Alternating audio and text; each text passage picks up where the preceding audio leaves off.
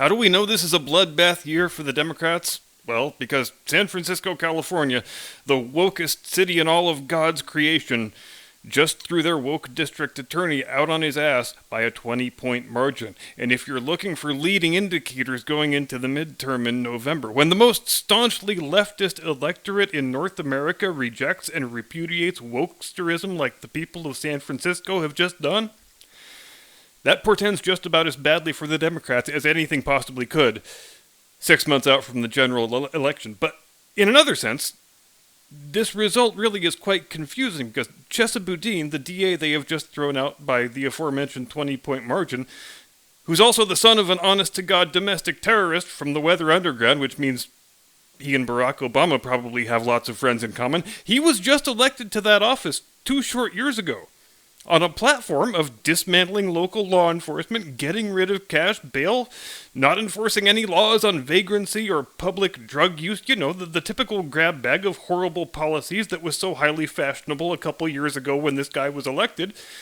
And he was elected by a margin that was 10 points higher than the margin by which he was just recalled. So to reiterate, this guy ran for district attorney on a promise to turn the city of San Francisco into a dystopian hellscape of crime and human suffering.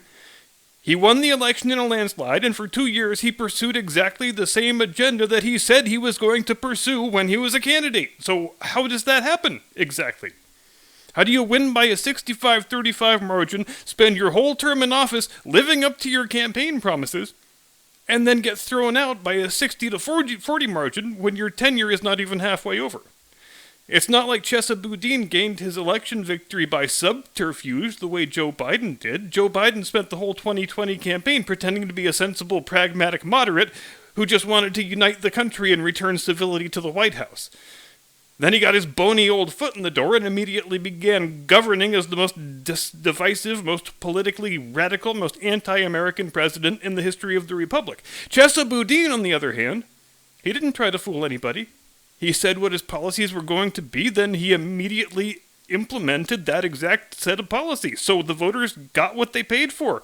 The voters got exactly what they said they wanted, which was a barking mad, radical, anarcho-socialist DA whose guiding principle of law enforcement is to avoid prosecuting as many criminals as possible. So when we dig down a little bit deeper, the result of this recall election in San Francisco could signal the worst of all possible developments for the Democrats, because this result may signify that Democrat voters, even the most staunchly loyal Democrat voters, in the most heavily Democrat city in the entire country, they've seen the results of the policies they voted for and thought they supported. And now they don't like them one little bit, when it's just a virtue signaling exercise. Like when you put an all cops are bastards bumper sticker on your Prius, or you put a little BLM clenched fist on your social media profile pic or whatever. It's easy to remain intellectually divorced from the real world ramifications of the dumb things you support, but all of a sudden, when you can't step out your front door without getting hobo crap all over your shoe, when your kid can't play in your neighborhood park because it's become an open-air heroin den, when you wouldn't dare walk down the street by yourself for fear of being mugged and beaten in broad daylight and left for dead, when you live in a city with a median home price of $1.2 million where civil society has effectively broken down completely, you might find yourself quickly losing your emotional attachment to these woke policies that you thought you liked back when they weren't actually ruining your quality of life and the quality of life for all your neighbors. But you know what I say? If people are willing to discover political reality and to start actually voting in their own self-interest, I say welcome aboard. I'm not going to give you a hard time for how naively you used to view the world. I'm going to give you credit for realizing you were wrong and correcting the mistake. Nearly everybody, from the wokest Democrat to the most conservative Republican, wants to live in a safe neighborhood with clean streets and well-maintained public spaces where the services your tax dollars pay for are actually provided, where the sidewalks don't overflow with junkies and vagrants and hoodlums, and there's not anything wrong with that. You are allowed to expect the basic standards of civil society that you damn well pay for. So to all of those newly red-pilled San Francisco voters, I say welcome to reality. I hope you stay a while, at least through November.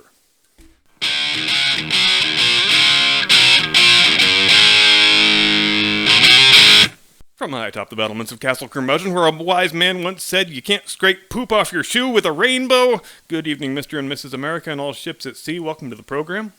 I am your eponymous host and humble servant. And speaking of rainbows, the biggest controversy in the sports world this week is a rainbow-centric one, as you might expect. It's one of those things where I feel like the world is really bending over backward to prove me right, as it often does, it has to be said, because we've talked a number of times and at some length on this program before about how absurdly far past the point of tolerance and acceptance we are with regard to the increasingly crazy demands that the sexually non-normative community now requires of everyone else.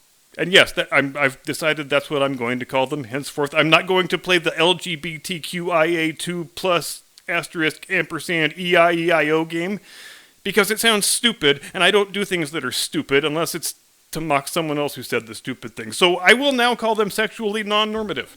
And if that is deemed offensive, then I will call them nothing.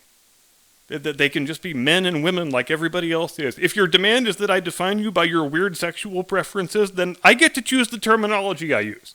I think 30 years of linguistic tyranny is just about enough, so I'm ready to be done. If you don't approve of the manner in which I speak my own native language, if it hurts your feelings not having everybody in the world tiptoe around your stupid labels and your ridiculous made-up pronouns, you should get better feelings, because your current feelings are dumb.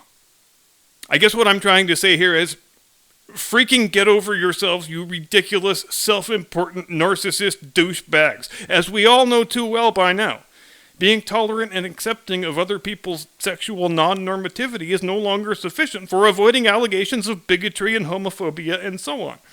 They said all they wanted was tolerance and inclusion and equal opportunity. They said it for 30 or 40 years, but they were lying. So you don't just have to be tolerant and accepting, you also have to proactively express approval for everybody else's weird sexual peccadillos. And you have to wear visual identifiers on your person, much like a tactical recognition flash in the military, in order to display to the rest of the world that you are one of the good, morally upstanding rainbow people who celebrates what strangers do with their genitals. Which brings us to the Tampa Bay Devil Rays. And yes, I know it's just Tampa Bay Rays now, but I like the old name better, because it was stupid and embarrassing. And their mascot was a sea creature that has no face. And they had color gradients on their original uniforms. In terms of the team's original identity, they did an impressive job of screwing just about every pooch you can screw, so I want to celebrate that. So the Devil Rays had one of those ridiculous, insufferable pride nights the other night, this lame new ritual whereby rainbows have become the new camouflage, just some unconscionably ugly thing to festoon the caps and uniforms with for one night so you can sell a bunch of ridiculous, ugly apparel. And to their credit, the Devil Rays gave their players the option of wearing or not wearing the stupid, ugly rainbow sleeve patch that some joyless political activist devised for them to wear on Let's Celebrate Other People's Sex Lives night. And it's weird to say that, to be giving them credit for any aspect of this Pride Night nonsense, because why do you need to do it at all? Is the world a better place for sexually non-normative people because your ball club wore some god-awful ugly jerseys and caps one night? Or is this thing exactly what it appears to be, which is a cynical merchandising cash grab and an engineered excuse to do a bit of moral preening on social media? 5 guys opted not to wear the patch. They were all pitchers, I think. All of them Christians. And in the least surprising development since Sid Vicious died from a smack overdose, these 5 Devil Ray hurlers have been strung up and digitally lynched by the woke sports media and the blue checkmark brigade on Twitter, because obviously if your employer gives you the choice of wearing a political emblem on your work uniform or not wearing it, and you choose to not wear it, that means that people who call themselves reporters, who get paid handsome salaries for writing about sports, well, they've got carte blanche to casually announce that you wish all gay people were dead or in concentration camps. And that is where we are now. But here's the really shitty part. I can't even give these guys the empathy to which they normally would be entitled, because like a long line of woke digital lynch mob victims before them, they have assisted the lynchers in securing the noose around their own necks, and then they kick the stools out from under themselves for good measure. Now, if you ever share one of my videos, share this part of this video, because this is fucking important. You do not owe anybody any damned explanation for not wearing the stupid rainbow flag or patch or whatever dumbass rainbow thing it happens to be. This is a free country. You are a free woman, or man, as the case may be. It is your sacred, inviolable right to express, or just as crucially, to not express any view you wish to. No one has the right to coerce you into pretending to think and believe things you do not think or believe. Moreover, no one has the right to demand an explanation of you for declining to engage in some performative display of perceived social virtue. So these 5 pitchers for the Devil Rays, they could have handled this in the easy and correct way by saying, I decline to wear the patch for personal reasons, and I have no further comment, period. When the baying bloodhounds of the woke fake sports media came around looking for cheap clickbait. But actually, it's worse than that. I don't want to give the jackals too much credit, because this was a lot worse than just creating some salacious clickbait headline. As soon as those guys turned up without the required rainbow talisman on their sleeves, that was like chum in the water for the grievance hucksters that we used to call the sports media. And I think actually that 2 of the guys did do the prudent thing and declined to comment, but the other 3 guys, they didn't do the right thing. Which is not to say that their excuse was bad or that their reasoning wasn't sound, but as soon as you appeal to Christianity and start laying out an argument that's based on that, you are screwed. No matter how well you say it, how thoughtfully you say it, the story on the internet and on the TV and in the papers will be that you are a crazy religious extremist who wants to impose Old Testament law on the entire country. But this brings me back again to the ball club and how they could put these guys in this position. If you're going to wear this rainbow crap on the field, you kind of have to make everybody wear it. When you give the option and someone declines to wear the thing, they are going to wind up a target of the cancel mob. And if they say one thing wrong, their life and career are going to be ruined in all likelihood. And let's contrast the present example with the case of our good friend Colin Kaepernick, who amazingly, according to some headlines I saw the other day, is on the verge of signing with the Oakland Raiders. Speaking of old names I prefer, that's another one. So Colin Kaepernick is on the wrong side of 35. He hasn't played in 6 full seasons, and when he was last on an NFL payroll, his performance had degraded sufficiently to where he had been benched in favor of Blaine Gabbert. So in one of the great marketing coups ever pulled off by a fading second-string athlete, Kaepernick and his agent decided he should immediately start slagging off his country and disrespecting the national anthem, and immediately he was declared a civil rights icon by the race huckstering fake sports media. When his contract expired with the 49ers and he wasn't picked up by another team, nobody in the fake sports media ever contemplated that it was because he was a 29-year-old guy with fading skills and questionable work ethic who had little remaining value as an NFL quarterback. What, you want us to tell the truth when there's a perfectly good fake racism scandal right here for the taking? Right, that's crazy talk. And so Colin Kaepernick was cast as the star of a movie in which he was a top-level QB, ready and willing to lead a team to the Super Bowl, but darn it, he's been blackballed by the evil, racist NFL owners who want to punish this principled man of conscience for bravely standing against systemic racism and police brutality. And it was a total bullshit story, of course, but sufficient numbers of dumbass people believed it, so it didn't matter all that much. And Kaepernick, somehow, for reasons that escaped this reporter, managed to secure himself a $40 million endorsement deal with Nike despite being as unemployed as the bum under your local bridge. You can even pay $400 for a Colin Kaepernick jersey that was lovingly hand-assembled by Chinese child slaves. And even still, more than half a decade later, the fake sports media are still clinging to this screenplay that they've wrote. The story of Afro Jesus and his brave struggle against the forces of institutional white supremacism. Because it's totally plausible that an NFL owner would say, you know, I'm certain this player could win us a championship by himself, but I'm not going to sign him because he's sort of black. Seems legit. Seems all kinds of legit. Now, in the eyes of the fake sports media, Colin Kaepernick is the pinnacle of moral perfection. A quasi-religious figure whom none of them would ever dream of criticizing, even in the mildest terms. To do that would be almost as inconceivable as saying St. George Floyd was a woman-beating career hoodlum who expired from a drug overdose while resisting arrest.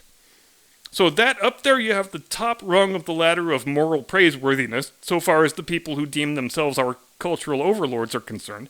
Colin Kaepernick and St. George Floyd are up on that top rung, totally beyond reproach, in a state of sinless perfection. But these 5 pitchers for the Devil Rays, who have committed no transgression but showing up for work and accepting the option of not wearing a political emblem on their uniform, who didn't harm anyone, who didn't even criticize anyone, they are on the lowest bottom rung of that ladder of moral praiseworthiness, because in our current intellectual dystopian mirror universe, where up is down and day is night and good is evil, refusing to wear a rainbow patch is far more reprehensible than calling police officers pigs, or trashing your country's flag, or disrespecting its anthem, or slandering its people while lining your pockets with their money.